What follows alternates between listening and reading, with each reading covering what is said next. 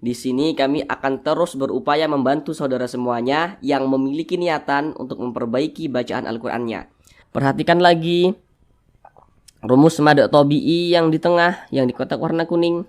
Assalamualaikum warahmatullahi wabarakatuh. Semoga saudara semuanya yang ada di rumah senantiasa dalam keadaan sehat, dipermudah segala urusannya, dan dilancarkan rezekinya oleh Allah Subhanahu wa taala. Amin amin ya rabbal alamin. Baiklah saudaraku semuanya, kita kali ini akan kembali lagi belajar membaca Al-Qur'an dan juga tajwidnya. Di sini kami akan terus berupaya membantu saudara semuanya yang memiliki niatan untuk memperbaiki bacaan Al-Qur'annya. Jadi harapan kami saudara semuanya bisa secepatnya lancar dalam membaca Al-Qur'an, kemudian juga dapat memahami tajwid dengan sangat mudah. Akan kami jelaskan dengan pelan-pelan sehingga begitu saudara semuanya menonton video kami langsung bisa praktek dengan sendirinya di rumah. Kalaupun nanti misalkan ada yang masih bingung atau belum dipahami, jangan sungkan-sungkan, jangan segan-segan, silakan komentar saja di bawah. Insya Allah kita akan jawab setiap komentar daripada saudara semuanya. Baik, langsung kita mulai belajar mengajinya. Kita kali ini akan belajar mengaji Al-Qur'an dan juga tajwidnya pada surah Al-Baqarah ayat 129. Baik, akan kami bacakan terlebih dahulu dengan pelan-pelan. A'udzu billahi minasy syaithanir rajim. Bismillahirrahmanirrahim.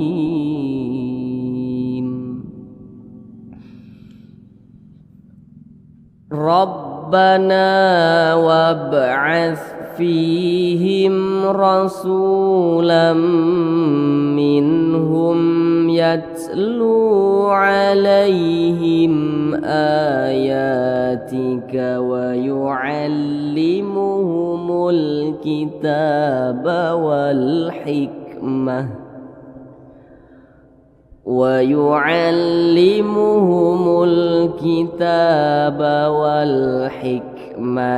wa yuzakkihim innaka antal azizul hakim. Baik, sekarang kita bahas tentang tajwidnya dengan pelan-pelan. Yang pertama di sini Rabbana, huruf na ini dibaca panjang. Perhatikan di samping, fokus kepada rumus mad tabi'i yang di kotak warna merah. Apabila kita membaca Al-Qur'an berjumpa dengan huruf alif, mana huruf alif? Ini adalah huruf alif yang disambung dengan huruf nun. Kemudian apabila huruf yang posisinya tepat berada di belakang huruf alif, apabila dia berbaris ke atas maka dibaca panjang. Maka huruf nun dibaca panjang karena berbaris ke atas atau berbaris fathah dan posisinya tepat berada di belakang huruf alif. Mad tabi'i panjangnya 2 harakat atau kira-kira 2 ketukan. Rabbana. Nah, seperti itu. Nah, kemudian supaya tidak bingung, perhatikan di sini. Ini kan ada huruf alif, kemudian huruf wa berbaris ke atas, ya, atau berbaris fathah. Nah, berbaris ke atas itu disebut juga dengan baris fathah atau harokat fathah. Kalau kita melihat rumus mad tabi'i yang di kotak warna merah, seharusnya huruf wa dibaca panjang. Akan tetapi huruf wa di sini dibaca pendek, tidak dibaca panjang. Karena di depannya ada huruf yang sukun, maka tanda panjang itu bisa saja gugur apabila di depannya ada huruf yang sukun, seperti itu. Maka wa dibaca pendek, wab'ats, seperti itu. Kemudian di sini ada huruf ba, kemudian dia huruf ba-nya ini sukun, tanda sukun itu seperti ini. Perhatikan di samping, huruf qalqalah itu ada 5, salah satunya huruf ba. Apabila dia sukun atau sebab disukunkan, maka cara bacanya itu dipantulkan. Nah, di sini kita berjumpa dengan huruf ba, kemudian huruf ba ini dia sukun, maka cara bacanya dipantulkan, wab, seperti itu. Ini namanya qalqalah sughra, qalqalah kecil karena dia di tengah kalimat. wab'ats fihim. Nah, kemudian di sini ada huruf ya, dia sukun. Perhatikan rumus mad tabi'i yang di kotak warna hijau. Apabila kita membaca Al-Qur'an berjumpa dengan huruf ya sukun, apabila huruf yang posisinya tepat berada di belakang huruf ya sukun, apabila dia berbaris ke bawah, baris ke bawah itu disebut juga dengan baris kasrah. Apabila dia berbaris ke bawah maka dibaca panjang. Ini huruf ya, kemudian ini dia sukun. Kemudian ini di belakangnya ada huruf fa. Huruf fa ini dia berbaris kasrah, maka huruf fa dibaca panjang. Nah, karena dia berbaris kasrah dan posisinya tepat berada di belakang huruf ya sukun. Mad tabi'i panjangnya 2 harakat atau kira-kira 2 ketukan. Fihim. Nah, kemudian di sini ada huruf mim sukun berjumpa dengan huruf ro. Perhatikan di samping. Hukum mim sukun itu ada 3. Kita fokus yang nomor 3. Nah, jadi kalau kita membaca Al-Qur'an berjumpa dengan huruf mim sukun, kemudian di depan huruf mimnya bukan huruf ba, bukan huruf mim, nah, maka semua hukumnya namanya izhar syafawi. Ini huruf mim sukun, di depannya huruf ro, bukan huruf ba, bukan huruf mim, maka hukumnya izhar syafawi. Dibaca jelas, tidak berdengung. Fihim rasulam, fihim rasulam, nah, dibaca jelas pendek saja. Fihim rasulam, nah, seperti itu. Kemudian su dibaca panjang. Perhatikan rumus mad tabi'i yang di tengah, yang di kotak warna kuning. Nah, apabila kita membaca Al-Qur'an berjumpa dengan huruf wa sukun, ini huruf wa, kemudian ini dia sukun. Apabila huruf yang posisinya tepat berada di belakang huruf wa sukun, apabila dia berbaris dhammah maka dibaca panjang. Nah, ini huruf sin. Kemudian ini dia berbaris dhammah. Baris dhammah itu seperti ini, harokat dhammah itu seperti ini. Maka huruf sin dibaca panjang. Mad tabi'i panjangnya 2 harokat atau kira-kira 2 ketukan. Rasulam, nah, seperti itu. Kemudian tanda baca tanwin berjumpa dengan huruf mim. Nah, perhatikan dulu di samping. Apabila kita membaca Al-Qur'an berjumpa dengan nun sukun atau berjumpa dengan salah satu tanda baca tanwin. Tanda baca tanwin itu ada 3. Baris 2 di atas namanya fathah tain.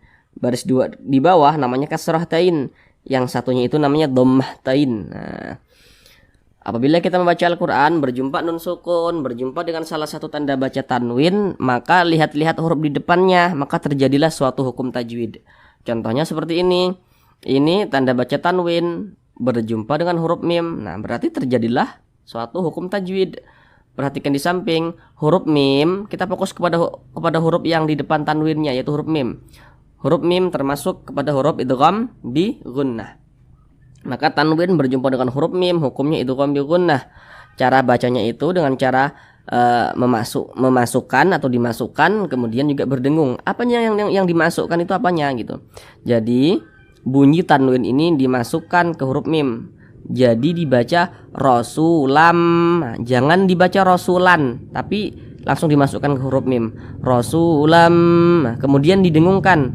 Didengungkan itu suaranya itu kita tahan atau kita panjangkan. Panjangnya itu 2 harokat atau kira-kira 2 ketukan. Rasulam minhum. Kemudian nun sukun berjumpa dengan huruf H, maka terjadilah hukum tajwid lagi. Huruf H, perhatikan di samping huruf H termasuk kepada huruf izhar halqi. Maka nun sukun berjumpa dengan huruf H, hukumnya adalah izhar halqi. Dibaca jelas, tidak berdengung. Jadi dibaca pendek saja. Minhum, jangan ditahan tapi dibaca pendek. Minhum, seperti itu. Kemudian mim sukun berjumpa dengan huruf ya. Perhatikan lagi di samping, fokus lagi kepada hukum mim sukun yang nomor 3. Ini mim sukun, di depannya bukan huruf ba, di depannya bukan huruf mim, berarti hukumnya adalah izhar syafawi. Dibaca jelas, tidak berdengung. Minhum yatlu, nah, seperti itu. Kemudian di sini ada huruf ta, taknis, nah, dia sukun, maka ketika melafazkannya itu ada suara desisan yang keluar daripada mulut kita. Karena huruf ta itu dia memiliki sifat hams. Yat, nah seperti itu. Seperti ada desisan ular. Yat, nah seperti itu. Yatlu. Nah. Kemudian ini huruf wa sukun. Perhatikan lagi rumus mad tabi'i yang di tengah, yang di kotak warna kuning. Ketika kita membaca Al-Quran berjumpa dengan huruf wa sukun, apabila huruf yang posisinya tepat berada di belakang huruf wa sukun, apabila dia berbaris dhammah maka dibaca panjang. Ini huruf lam berbaris dhammah, posisinya tepat berada di belakang huruf wa sukun, maka ini huruf lam dibaca panjang. Mad tabi'i panjangnya 2 harokat atau kira-kira 2 ketukan. Yatlu alaihim. Kemudian mim sukun berjumpa dengan huruf hamzah. Loh, kok ini huruf hamzah, bukankah ini huruf alif? Nah, perlu untuk kita ketahui, kalau kita membaca Al-Quran berjumpa dengan huruf alif yang memiliki harokat atau yang memiliki baris atau yang memiliki tanda baca, nah itu sama saja, maka itu adalah huruf hamzah, bukan huruf alif. Nah, ini mim sukun berjumpa dengan huruf hamzah.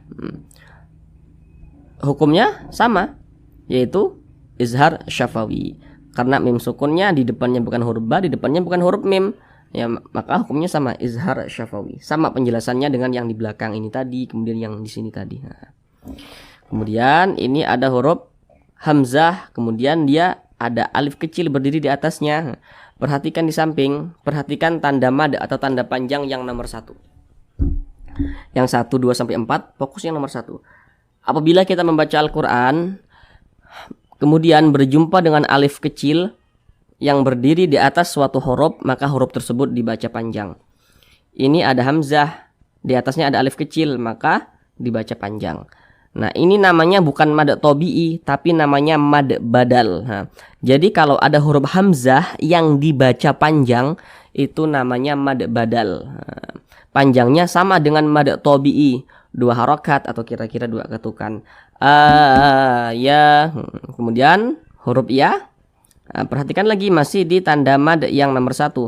Ketika kita membaca Al-Quran berjumpa dengan alif kecil yang berdiri di atas suatu huruf, maka huruf tersebut dibaca panjang. Ini huruf ya, di atasnya ada alif kecil berdiri di atas huruf ya, maka huruf ya dibaca panjang. Namanya mad tabi'i. Kalau mad badal ini tadi khusus di huruf hamzah yang dibaca panjang. Selebihnya ya bukan mad badal. Ini mad tabi'i. Panjangnya 2 harokat atau kira-kira 2 ketukan.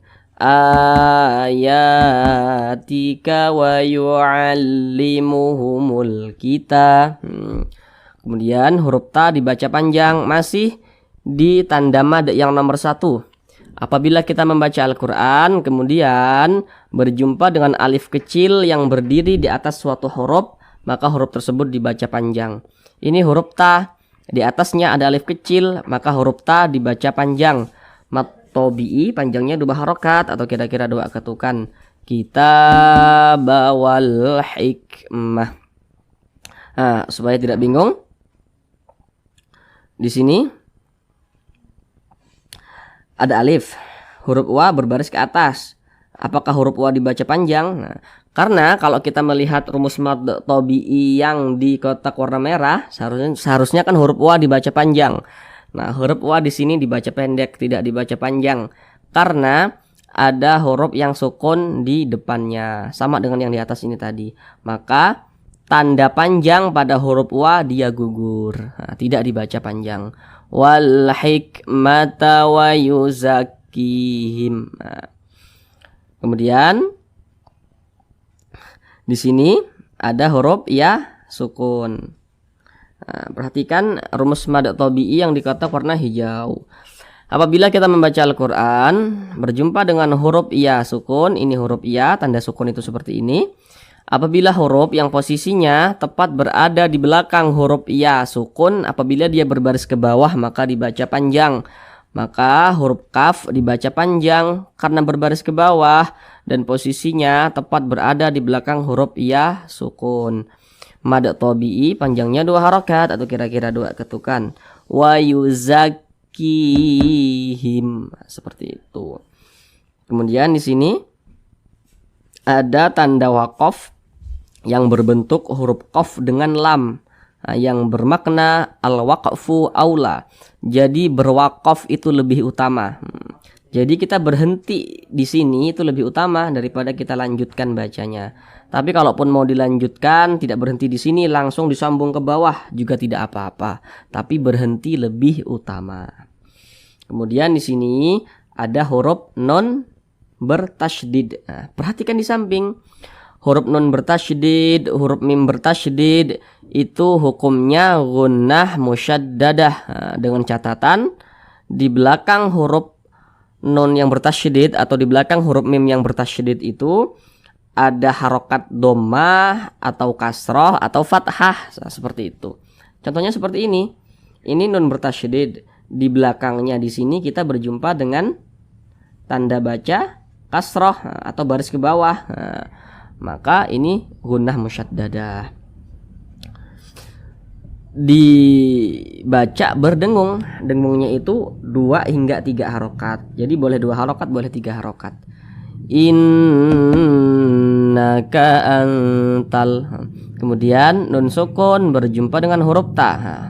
Perhatikan di samping, huruf ta termasuk kepada huruf ikhfa hakiki aqrab.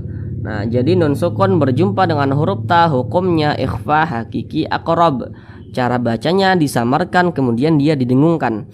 Nah, kemudian ini tergolong kepada aqrab. Karena makhorijul huruf nun dengan huruf ta ini dia masih deketan, akrab dia, akrob, deketan, dekat. Sehingga bunyi samarnya itu dia lebih dominan dalam pelafalannya itu. Jadi dalam pengucapannya itu bunyi samarnya dia lebih dominan, lebih condong berbunyi huruf n tapi disamarkan. Angtal. Nah, seperti itu. Jangan dibaca angtal ketebalan, jangan. Tapi lebih condong berbunyi n. Angtal. Nah, tapi disamarkan. Kemudian huruf ta tidak dibaca panjang walaupun di sini ada alif.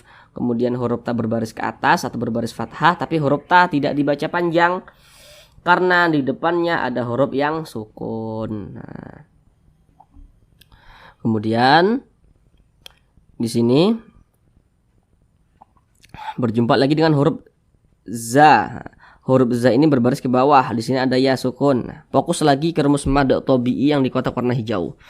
Apabila kita membaca Al-Qur'an berjumpa dengan huruf ya sukun, apabila huruf yang posisinya tepat berada di belakang huruf ya sukun, apabila dia berbaris ke bawah maka dibaca panjang.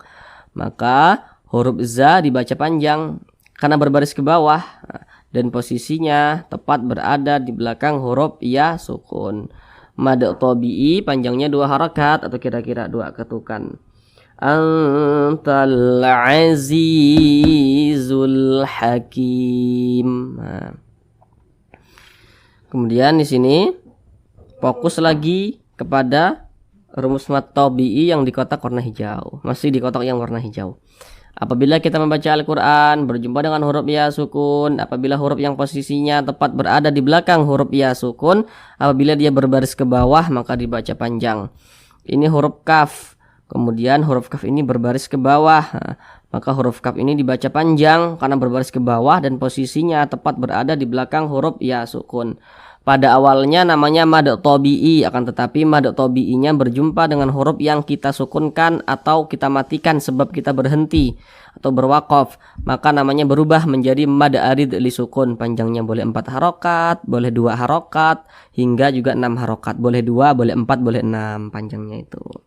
Jadi dibaca hakim, jangan dibaca hakimu. Nah, jadi ketika kita membaca Al-Quran kemudian kita berhenti di huruf yang tidak dibaca panjang, maka huruf tersebut harus kita sukunkan. Kita berhenti pada huruf mim. Huruf mim tidak dibaca panjang, maka huruf mim kita sukunkan atau kita matikan. Jadi dibaca hakim, jangan dibaca hakimu, jangan. Nah, sekarang kita ulang bersama-sama dari awal. Rabbana wab'ats fihim rasulam minhum yatlu alaihim ayatika wa yu'allimuhumul kitaba wal hikmata wa yuzakkihim تزكيهم innaka antal azizul hakim. Nah, kemudian ini sepertinya ada yang terlewatkan tadi di sini ya. Ini huruf kaf itu membunyikannya itu ada desisan angin yang keluar daripada mulut kita. Wal hik seperti itu. Karena huruf kaf juga memiliki sifat huruf hamas. Seperti itu. Shadaqallahul azim.